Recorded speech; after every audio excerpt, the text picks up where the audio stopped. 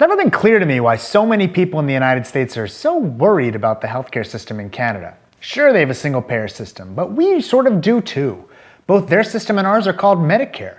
The biggest difference is that theirs covers everyone, and ours only covers the elderly. Here in the United States, single-payer healthcare is American as apple pie if you're 65, but a communistic, tyrannical end to freedom if you're 64. Canada, however, has no such problem. They're all in for Medicare, and their system is the topic of this week's Healthcare Triage.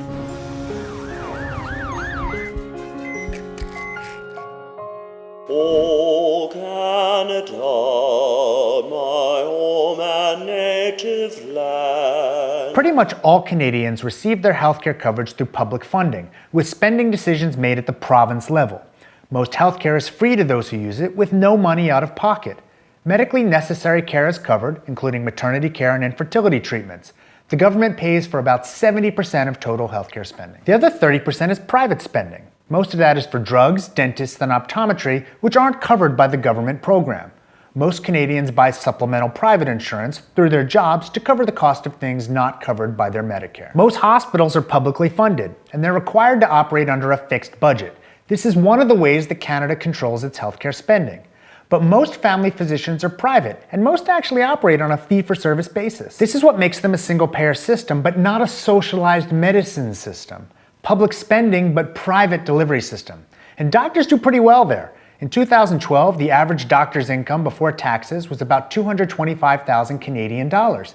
Generalists make a bit less, specialists make a bit more. Canada negotiates at a federal level for its drugs. This is another way that it controls spending. Canada has somewhat of a reputation for wait times. There are days when it feels like everyone I talk to knows someone who's just been screwed by the Canadian healthcare system. Data, however, don't support this assertion.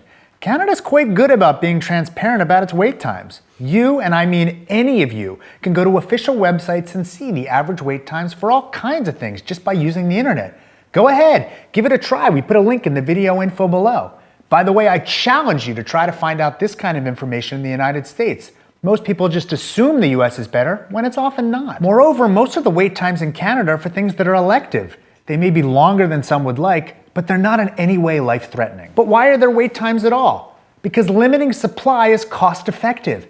Canada spends remarkably little on healthcare, which leaves the country more money to spend on lots of other things. They also focus more on outcomes that matter to health, and less on process measures like how fast can you get an optional MRI than other countries do. And if Canadians really cared en masse about fixing these things, they would do so. I encourage you to go read my series on quality again. Link in the video info section. See how Canada really compares to other countries. You might be surprised. While I have your attention though, let's go over some myths about the Canadian healthcare system. 1. Doctors in Canada are flocking to the United States to practice. Every time I talk about healthcare policy with physicians, one inevitably tells me of the doctor he or she knows who ran away from Canada to practice in the United States. Evidently, there's a general perception that practicing in the United States is much more satisfying than in countries such as Canada. But survey after survey shows us that's not the case. Docs in Canada like working there much more than doctors like working here. There are data on immigration. The Canadian Institute for Health Information keeps track of doctors moving in and out of Canada. When immigration spiked, 400 to 500 doctors were leaving Canada for the United States in a year. There are more than 800,000 physicians in the US right now, so I'm skeptical that every doctor who claims to know one of these emigres actually does.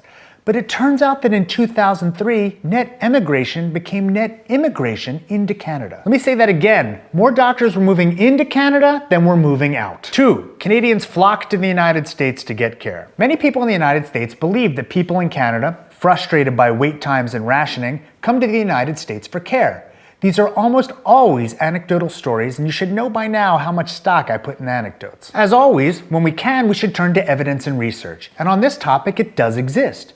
The most comprehensive work I've seen on this topic was published in a manuscript in the peer-reviewed journal Health Affairs. That study looked at how Canadians cross the border for care, and the authors used a number of different methods to try and answer the question. First, they surveyed United States border facilities in Michigan, New York, and Washington. It makes sense that Canadians crossing the border for care would favor sites close by, right? It turns out that about 80% of such facilities saw fewer than 1 Canadian per month. About 40% saw none in the prior year. And when looking at the reasons for visits, more than 80% were emergencies or urgent visits. In other words, tourists who had to go to the emergency room for a broken leg or something.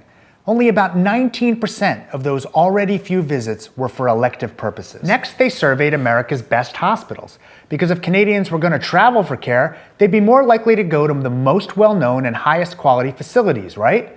Only one of the surveyed hospitals saw more than 60 Canadians in 1 year, and again that included both emergencies and elective care. Finally, they examined data from the 18,000 Canadians who participated in the National Population Health Survey. In the previous year, only 90 of those 18,000 Canadians had received care in the United States.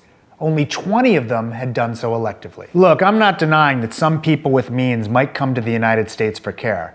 If I needed a heart-lung transplant, there's no place I'd rather be. But for the vast majority of people, that's not happening. You shouldn't use the anecdote describing these things at a population level.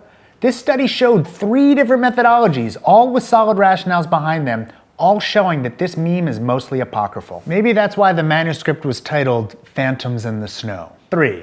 Canada has longer wait times because they're a single-payer system. When people want to demonize single-payer systems like Canada, they always wind up going after rationing, and more often than you'd think, they talk about things like hip replacements or cataract surgeries. Stories about rationing aren't true. Canadian doctors don't deny hip replacements to the elderly. But there's more. Do you know who gets most of the hip replacements in the United States? The elderly. Do you know who pays for care for the elderly in the United States? Medicare. Do you know what Medicare is? A single-payer system. Canada isn't some dictatorship. They aren't oppressed. In 1966, the democratically elected government enacted their single-payer system. Since then, as a country, they've made a conscious decision to hold down spending. One of the ways they do that is by limiting supply, mostly for elective things, which can create wait times. Their outcomes are otherwise comparable to ours. Please understand, the wait times can be overcome. They could spend more. They don't want to. We can choose to dislike wait times in principle, but they're a byproduct of Canada's choice to be fiscally conservative. They chose this. Those in the United States who are concerned about healthcare spending and what it means to the economy might respect that course of action. But instead, we attack. That's our problem, not theirs.